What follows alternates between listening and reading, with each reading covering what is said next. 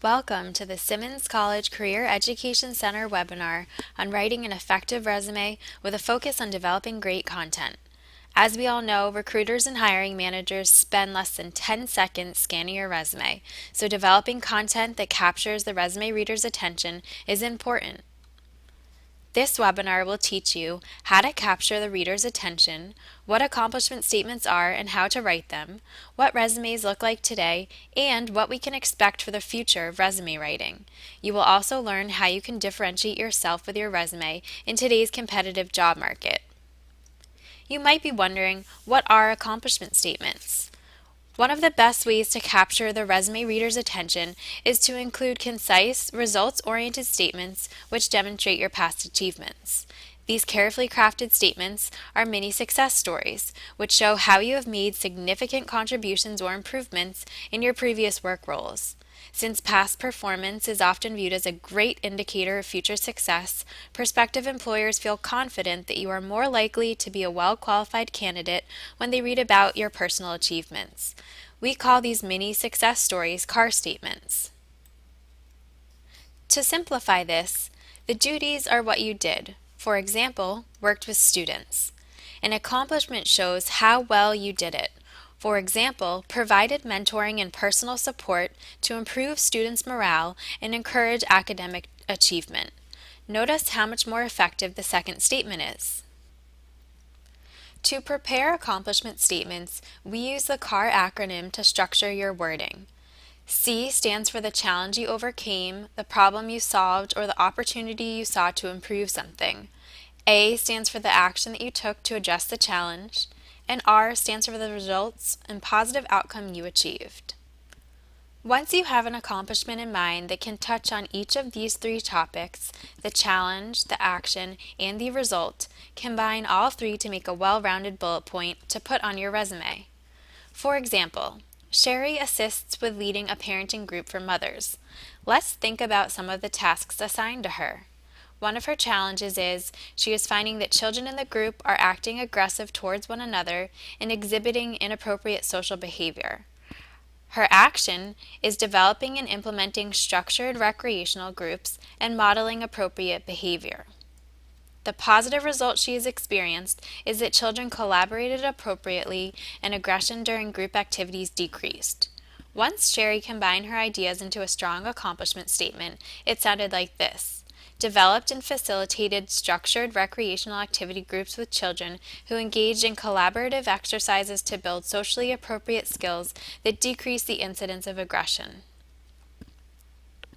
Make sure your resume highlights your accomplishments, not just your duties or responsibilities, so that the reader can appreciate that you were successful at what you did. It's also helpful to quantify any aspect of your job. Did you raise a certain amount of money? Did you supervise a group of 25 students?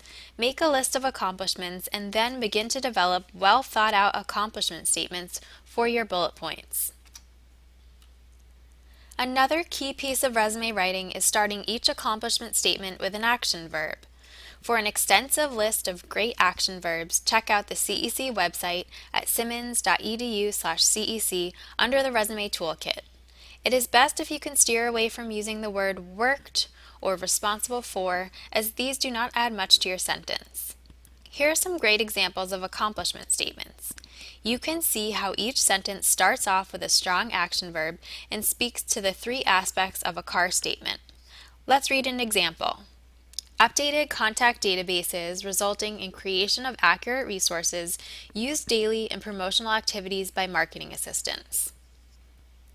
These days, your resume is often an electronic document instead of a paper one. This requires you to be aware of different considerations, such as the use of keywords, to make sure your resume stands out in an electronic scan when your resume will be screened by a computer. This typically happens in larger organizations at the initial screening stage when many applicants apply for each job opening and the employer needs to narrow down the pool to those whose qualifications meet their needs. In addition, if an employer asks you to file your job application electronically on their site's form, many times they request your resume along with it. In this case, it is critical that you follow each employer's specific instructions on a preferred format, such as a Word, PDF, or HTML version. If there are no specific requirements for format, usually using a PDF is your safest bet. In organizing your experiences, it is helpful to use specific headings for each section. For example, if you're studying education, your first experience section may be called Teaching Experience. You could also name this first section Related Experience, which will then refer to anything related to your major or the industry you're hoping to work in. This helps recruiters see the most important and relevant aspects of your resume first. Since we know that resumes are screened quickly, always consider using a simple format to make it easier for the employer to read. Steer clear from heavy borders, templates, or many different font types, as this distracts the reader from your resume content. Now that you have an idea of how to develop great content for your resume, you will want to make sure your format and style are up to date.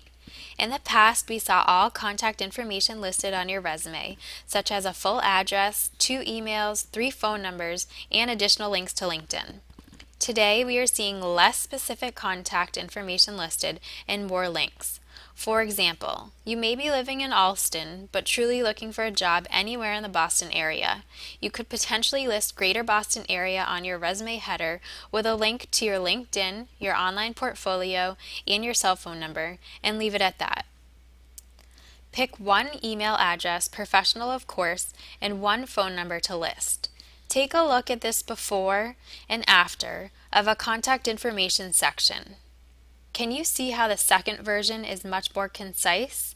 You will want to aim for this. With a good resume in hand, you may be wondering how you can stand out from the crowd with a great resume. One key piece of resume writing advice is to ensure that you write your resume with a purpose. Make sure you take a good look at the job or internship description and highlight the skills that the employer is looking for. When you are ready to write your accomplishment statements, make sure you stand out. Take a close look at the wording of the job or internship description and then tailor your resume with your specific skills and achievements. Select and highlight the skills which are relevant to the types of jobs and employers that interest you most. When you write a specific accomplishment statement, ask yourself, what is the specific situation you encountered to resolve, the challenge? What are the steps you took to improve the situation, the actions? And what was the benefit for the employer after you implemented this improvement, the results? The key to a successful resume is truly emphasizing keywords and eliminating unnecessary detail. Say more with less, and the employer is more apt to see the connection between your skills and the job. For further resume writing tips, check out the CEC website at simmons.edu/CEC and click over to the Resume Toolkit.